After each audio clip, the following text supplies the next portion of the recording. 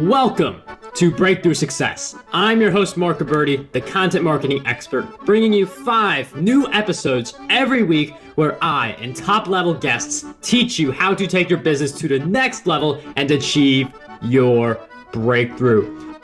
Hello, Breakthrough Success listeners. I just wanted you all to know before the episode actually starts, I've been working a little bit behind the scenes to give you something really special. So a while ago, I wrote my book, Content Marketing Secrets, which helps people create, promote, and optimize their content for growth and revenue. And I just put the finishing touches together to offer that for free to anyone who is interested. So if you want your free copy of Content Marketing Secrets, all you have to do is head over to markgabberty.com/book. Now, let's jump right into the episode.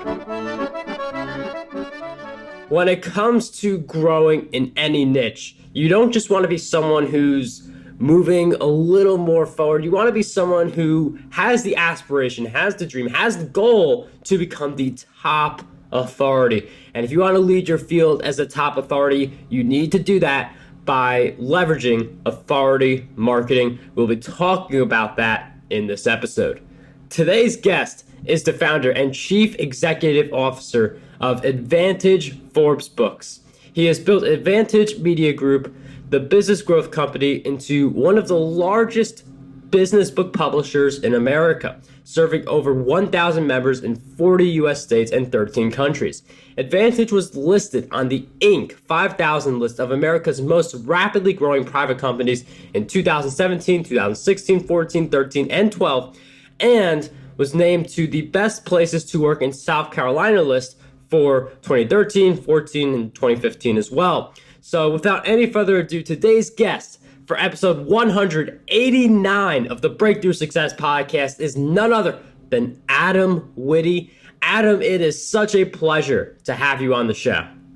Mark, thanks so much for having me. We're going to talk about a topic that I'm passionate about, authority marketing. I think we'll have a lot of fun. I think we're going to have a lot of fun too, and always the goal of every episode, providing listeners with as much value as possible. And before we get into your book, Authority Marketing, I'd like to get some background. So what inspired the book? Why did you write it? Well, so I got my start in business as an entrepreneur, just like probably most of your listeners, when I was 23 years old. And I would like to say that the reason I became an entrepreneur was because I wasn't very employable. I don't think I would have made a good employee for any company. And so a lot of friends and family members suggested that if I wanted to have any success in life, I'd probably have to do something on my own. And I had worked for 2 years when I was in high school for a book publishing company. I didn't have any dreams of being a publisher or working in the book industry, but when I was a kid in high school, I had to get a job for 2 years, and my parents put a gun to my head, and it just so happened that our next door neighbor worked for a publishing company, and he got me an internship for 2 years. And what I thought I would hate, I ended up really liking and finding very interesting. So I go off to college. I spent 4 years at Clemson. I actually started a business in my dorm room. So I had kind of an entrepreneurial spirit, but the company I started in college, wasn't a great success, nor was I able to continue to run that business after I graduated from school. And so I'm back home in Central Florida, kind of figuring out what in the world I'm going to do with my life. And I had lunch with a mentor.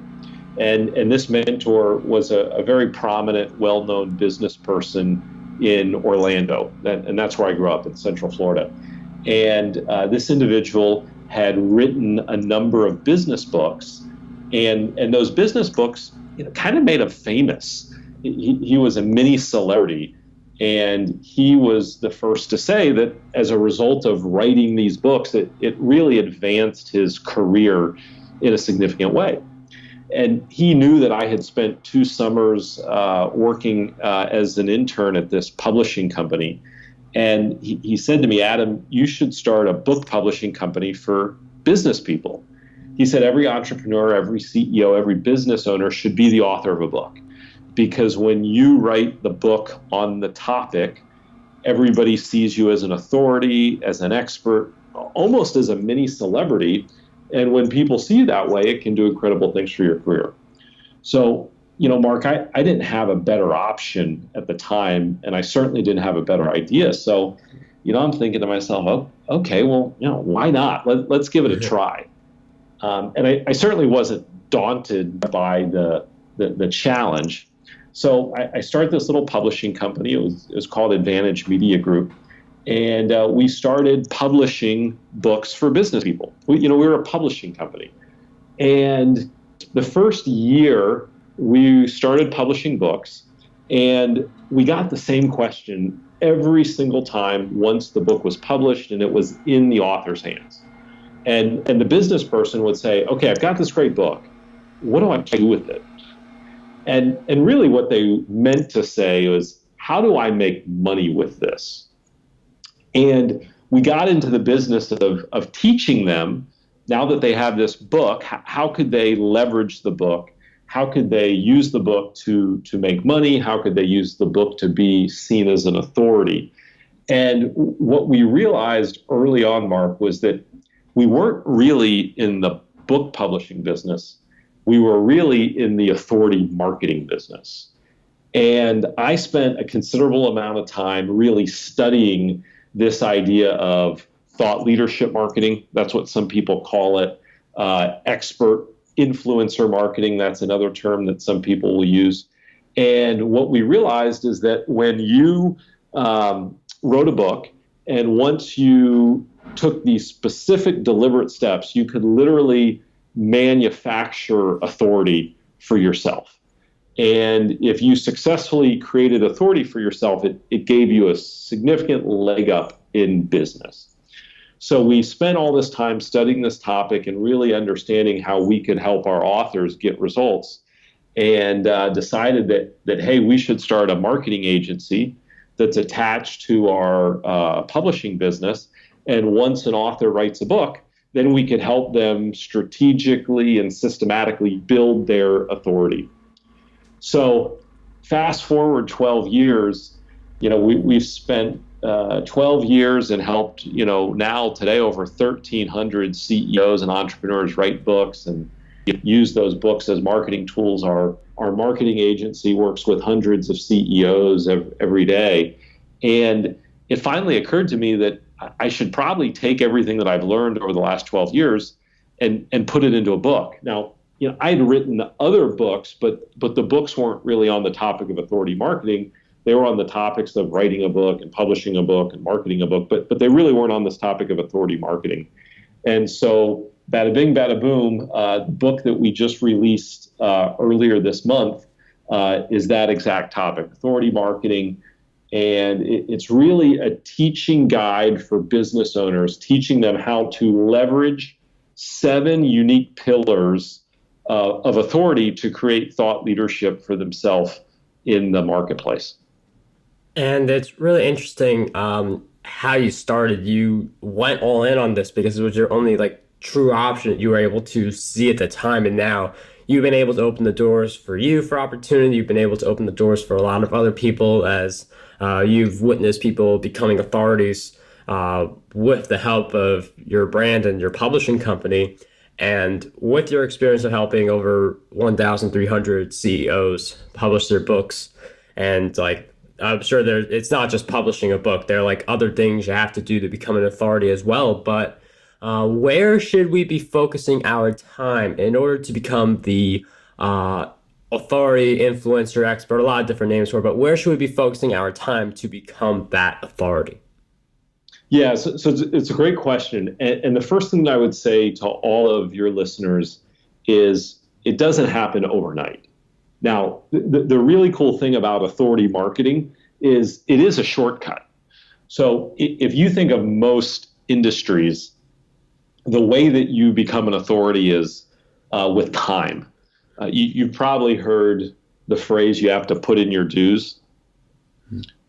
And, for most people, put in your dues means you have to put in years of time, create years of experience. And once you have a resume with 10, 15, 20, 25 years of experience, then you're kind of seen as an elder statesman. You're seen as a true authority on the topic.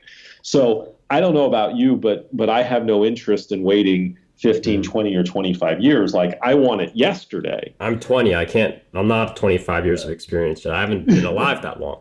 Right. So authority marketing is a shortcut. Now, when I say shortcut, I don't mean it all happens like in 24 hours, but I mean over the course of months, and in some cases over the course of a couple of years, you can literally strategically, systematically build your authority status so you are viewed by, your target customer as having more authority than the person that might be in the business for 25 years, where you've only been in the business for 3, 4, or 5 years. So that's the first concept, is this is a shortcut, but it doesn't happen overnight. There is a process that you have to follow. So that's the first thing. The second thing is, okay, well, where to start? So in a second, perhaps we can talk about, the 7 different pillars of authority, and all 7 pillars are important. Now, you don't have to use all 7 pillars at the same time.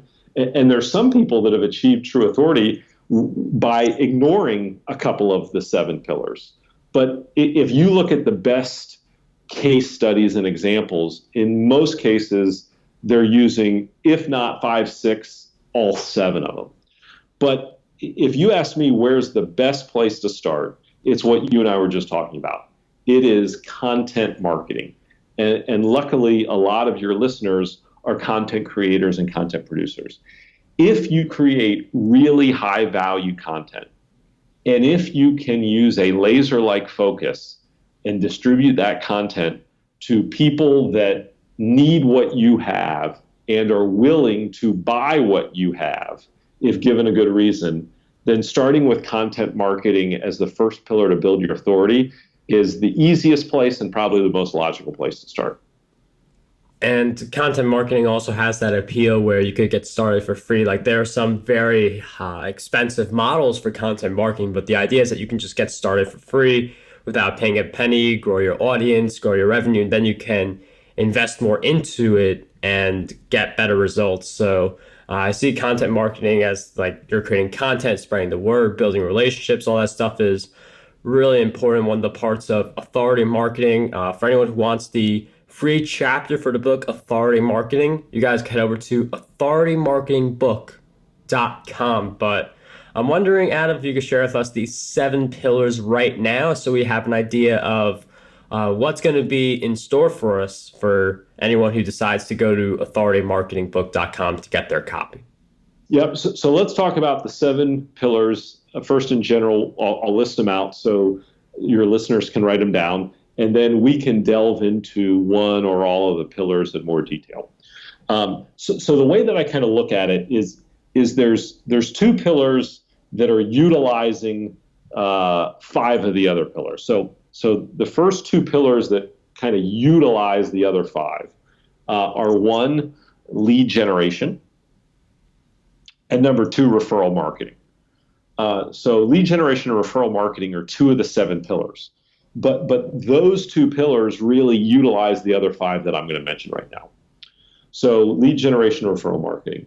The other 5 pillars underneath that are content marketing, which we just talked about, branding and omnipresence, speaking, PR and media, and the last one is events.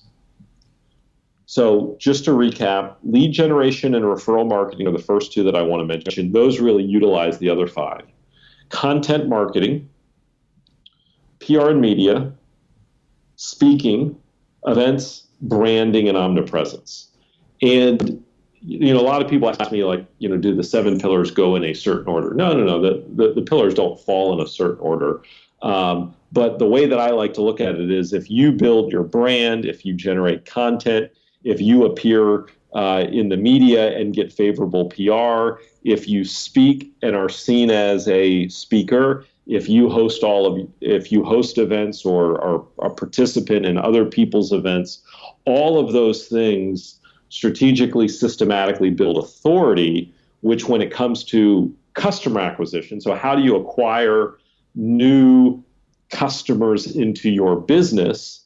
generating leads by taking advantage of those 5 pillars, it's going to increase the quantity and quality of leads you generate, and it's going to also make it a lot easier to generate new customers through existing customers, which of course is referral marketing. And I like those 7 pillars are really spot on. Like they're like I feel like some of them complement each other. Like with PR, it helps with you getting more speaking gigs because you say you've been featured in these places, and being a public speaker builds your authority, which helps you with the PR. So I feel like there are a lot of them that truly connect together.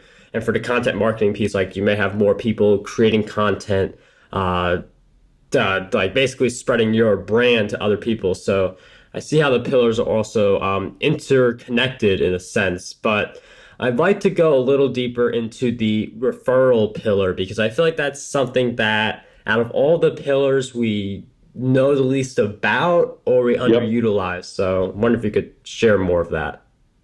Yes. So the first thing I'll say about referral marketing, and you hit the nail on the head, it's probably the most underutilized marketing pillar at probably every company in the world. The first thing to realize is that there's a rule in referrals, and we call it the 20-60-20 rule. And the rule says that 20% of your customers will freely refer you, meaning they will shout your name from the rooftop, and you don't have to do anything at all to incentivize them or ask them to do it. They work with you, they have a great experience, they want to tell people about it. That's who they are. That's their DNA makeup. That's how they are with all of the companies and service providers they work with that they really like. So that's 20%. The other 20% aren't going to refer you no matter what. Even if they have a phenomenal experience working with you, they're not going to make a referral. And the reason is they realize that when they make a referral, they are putting their name and they're putting their reputation on the line.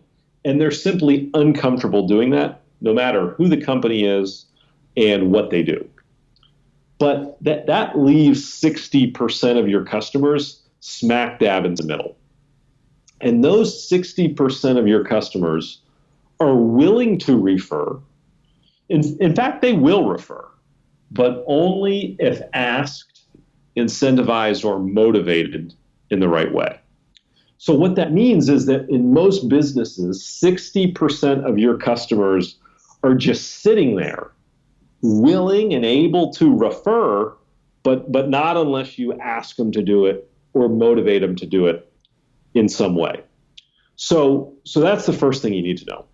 The second thing that you need to know about referrals is there isn't a single customer of any company that wants to be an unpaid salesperson for that company.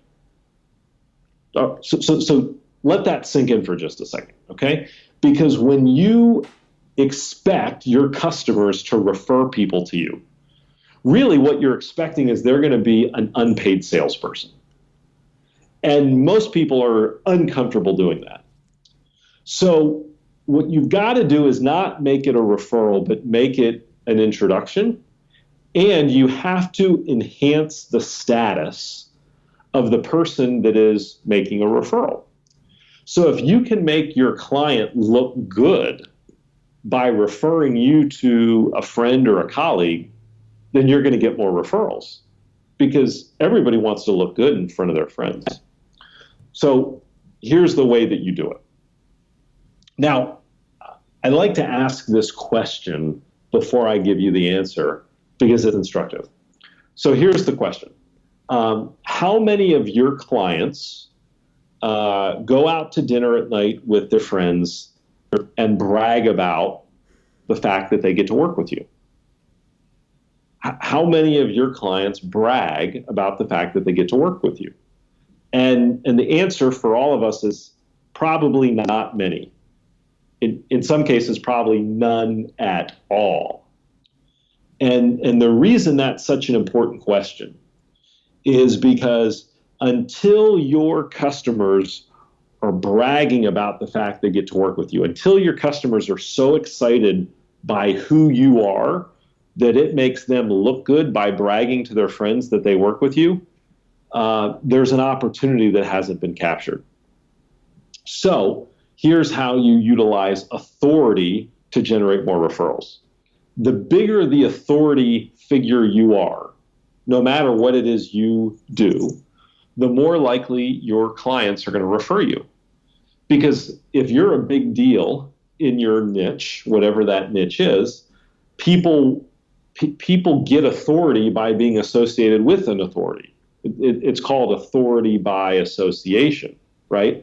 When you stand next to someone that has authority, the truth is that person's authority rubs off on you, okay? So if you have authority status, if you are a named person, if you are a known entity with impressive credentials, number one, your clients want to be closely associated with you because your authority rubs off on them. And number two, when your clients refer you to their friends, it makes them look good. Okay? Now, here's a great way that you can do it. This goes back to content marketing. If you're a content marketer, and let's just say for a minute you've written a book, because it's a great example. If you've written a book, your clients are going to want to refer you, oh, he's the guy that wrote the book on this. In fact, if you asked your clients to hand out your business cards, they wouldn't do it because it would make them feel cheap. And again, it would make them feel like an unpaid salesperson. And very few people want to be a salesperson in the eyes of their friends. But if you wrote the book on a topic and you gave copies of your book to all of your clients, and you said, "Dear Mr. Client, if you have a friend or family member that might enjoy reading my book and could benefit from the information contained within these pages, feel free to give them a copy of my book with your compliments." Well, everybody loves to give gifts. Everybody loves to give books as gifts. In fact, millions of people do every year: Mother's Day, Father's Day, Christmas. We go to the bookstore, we buy books, we wrap them up, and we give them to friends. So if you've written a book and you distribute that book to your clients, now you've just enhanced the status of your client by giving them something of value, a book, to gift to a friend. So you've completely changed the paradigm where they're no longer an unpaid salesperson, but they are looking good in the eyes of their friends by giving them a gift, which is a copy of a book that they could go buy in a bookstore. So it doesn't have to be a book. Of course, there could be other content pieces that your friends could give out. But the big idea is that the way that you generate more referrals amongst your customer base is, number one, you have to ask. But number two, you have to enhance the status of the person that's making the referral. And if you do that, you will find that more referrals will flow into your business. I mean, I'm thinking of the book example because I've written plenty of books. I really love the idea behind that because, like, it's basically everything you just said. I don't want to repeat too much, but like when you give someone like a copy of your book and then an additional copy that they can give to a friend, like that brings you into, like, that spreads your brand. And just the nature of a book, someone has to read through it, sometimes 200 pages. That is a long journey with you that someone new is having with you. So I really do like that idea of upping the status of the people who are going to refer your brand, spread the word, because as you said, no one really likes to feel like an unpaid salesman. And I mean, that's really spot on with the referrals, something that I'm definitely going to utilize in my own business. And one of the things that I want to also address is that obviously not everyone is an authority. Some people are close, some people are on their way, some people are wondering what they have to do to move forward. And the 7 pillars, knowing those makes a big difference. But what do you believe holds most people back from becoming an authority within their niche? Head trash. So let me explain.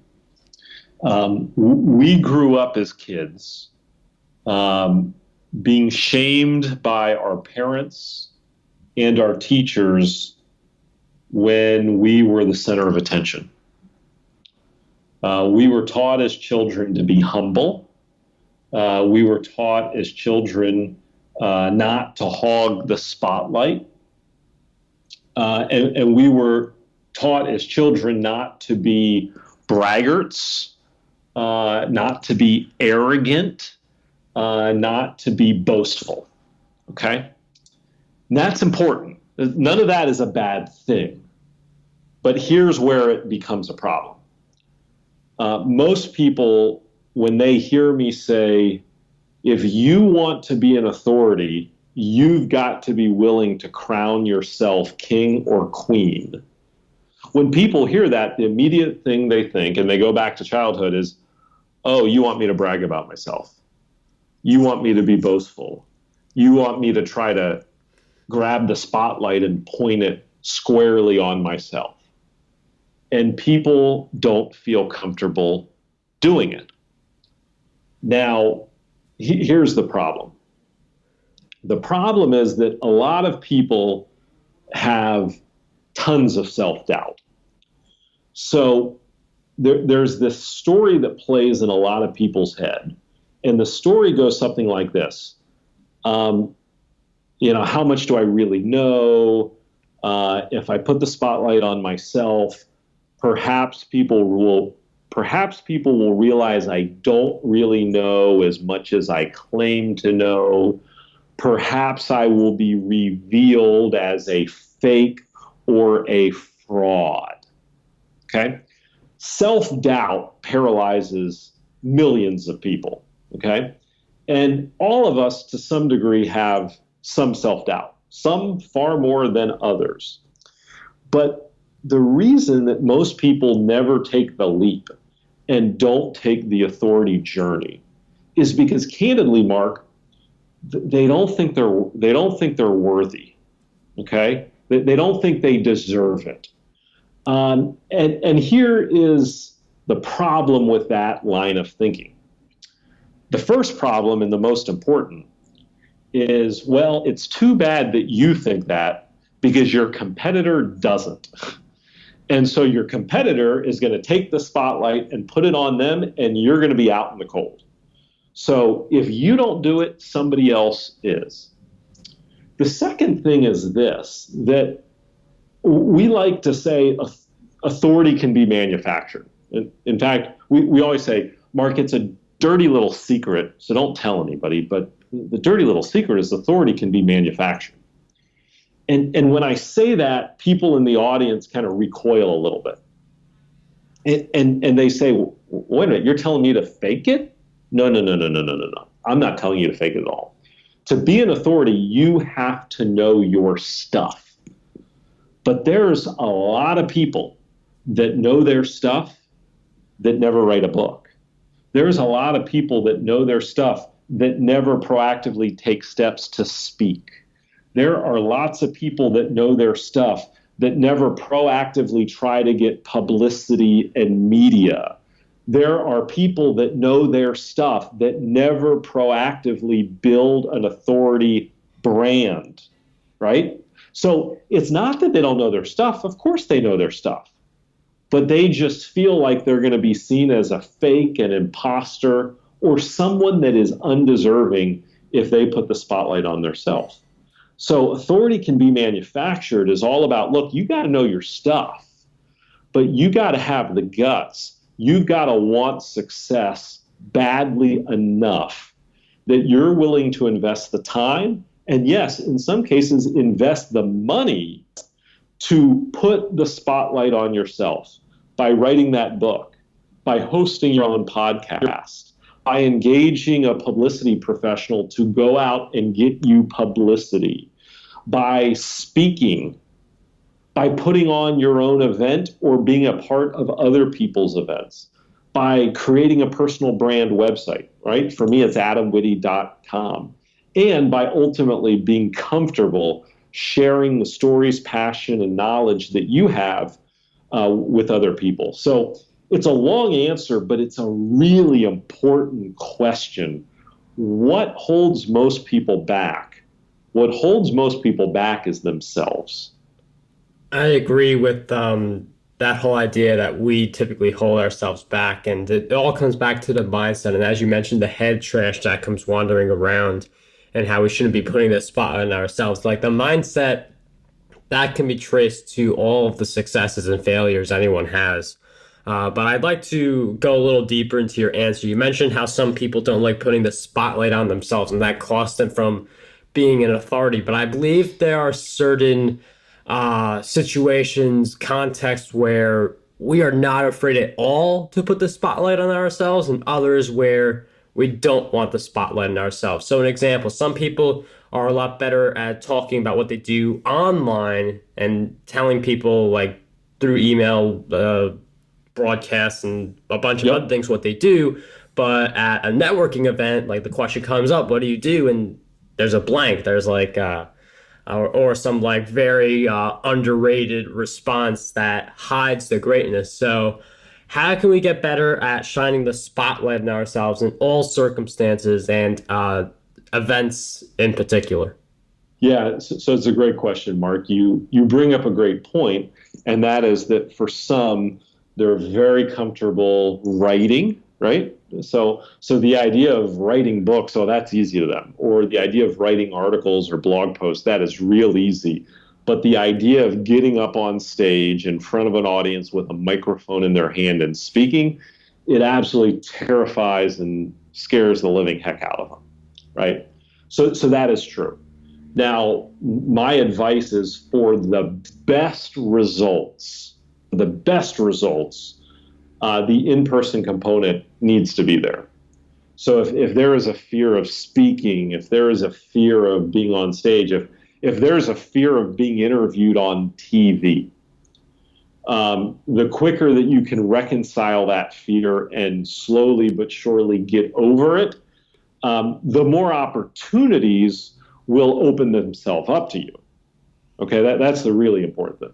But there are certainly lots of examples of authority figures that have largely made their fortune by being behind the scenes, right? So what does it take to kind of get over the hump? Well, the first thing is, okay, what kind of business are you in? Purportedly, and of course the reason we're having this discussion is we believe that if you're an entrepreneur, a business owner, a CEO, and you build authority for yourself and for your business, that's going to help you grow your business. That's going to help you get more paying customers into your business. So in most cases, probably the business you're in is going to require in-person, face-to-face, being at live events, networking, speaking, what have you. But looking at the type of business and the industry that you're in, that's the first start. The second start is, how do customers give you money? Do customers give you money by, buying an information product online? Or do they give you money by literally walking into your office, let's say you're a financial advisor, and sitting down and working with you and ultimately hiring your firm to manage all their money? So I think that once you begin to answer those questions of, what type of business am I in? What product or service am I selling? Is it predicated on human interaction, or is human interaction relatively void in the customer transaction? Depending upon those answers, you either have to more quickly get over that fear or not. But, as I like to say, look, at the end of the day, the person that has the most success at authority marketing is the man or woman that has the guts to pick up the crown that's sitting on the road in front of them and pick that crown up and dust it off and put it on top of their head. And so to some degree, it's really a question of how badly do you really want the success that you crave for yourself and for your business? How bad do you want it? How ambitious are you? And the level of ambition and desire you have will probably determine how quickly and easily you can get over any fear that might be keeping you back. I really like that crown analogy, and I do feel like some people may think that a crown is an exaggeration. I don't think it is, because I feel like some people like, and this happens to a lot of us. I'd say it happens to more people than it doesn't happen to, where you are constantly underrating yourself. Some people look at the mountain that they still have to climb without looking behind and seeing how far they've already come. So, crown there is no exaggeration. You do have to dust it off, put it on, and that helps big time with your mindset. And again, the mindset, you can trace that to all successes and failures. And the mindset is something you need to get through all the challenges throughout your journey. And Adam, I know you faced a lot of these. We all have, but what is one big challenge that you faced on your journey and a powerful lesson you learned during that challenge? So, in terms of challenges, there have been a lot of them. And there's an old saying that the overnight success story is 20 years in the making, and that is true for all of us. Is that success is a journey; it's not a destination. But if I look back at my career in business so far, there's one thing in particular that jumps out to me. So I started this business out of the spare bedroom in my apartment in 2005. And it was just me. It was literally me working at a desk in my bedroom. It was just me. And, today we have about 110 people in our organization worldwide, between all the businesses that we own, because there are some other subsidiary businesses that are a part of the Advantage family. All of those businesses, we serve about 4,000 customers based in 70 different countries. And one of my mentors, he said to me a long time ago, he said, Adam, your job is not to grow a company. Your job is to grow people that grow a company. And at first you might say, well, what does that have to do with the topic of authority marketing? And I actually argue it has a lot to do with authority marketing. And here's why.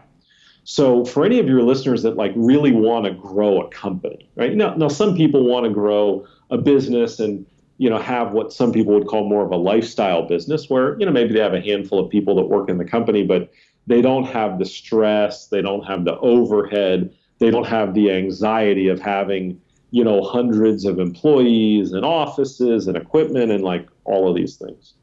But if you truly want to build a big company, if you truly want to build an enterprise, what you're going to find is you've got to be in the business of growing people, not growing a company, because you yourself can't do it on your own. You've got to have a talented team of people that can do it for you. And here's where that ties into authority marketing.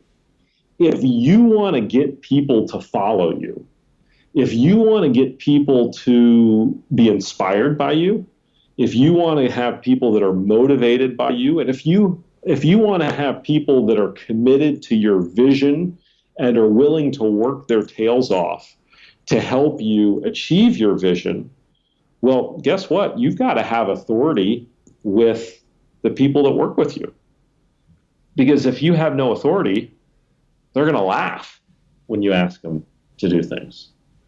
And so it's amazing how, yes, we're talking about authority marketing, but if you look at authority beyond just marketing, the more authority you have, the more influence you have, the more good things you will be able to do in your life, personally and professionally. It really has a 360-degree impact on the quality of your life. And it's powerful when you see it that way. And a lot of people have brought up the idea of having a team behind you, and it is important. I go on and on about this anytime this comes up, but for breakthrough success, it would not be possible without the team behind me. I'm not the person editing the audio. I'm not the person creating the show notes. And if I had to do all those things, then a lot of the other responsibilities that I'm not necessarily focusing on, breakthrough success would be very different if it even existed without the team behind me. So I'm very grateful for the team that is behind my efforts. I'm sure you are as well. And it's interesting how you mentioned, it's not just about being an authority to an audience and having that kind of an authority. It's also about having an authority with the people on your team so that they understand like a common goal that they're all working for, and like they have a deeper respect for you and they take you very seriously. So I do find that really interesting. And we've talked about your book for the majority of this interview. And with that in mind, I'm wondering if you could share with us three great books that you believe will have a positive impact on us. Three great books. So let me start with the author is Dan Kennedy, and the book is titled The No BS Guide to Direct Marketing for Non-Direct Marketing Businesses.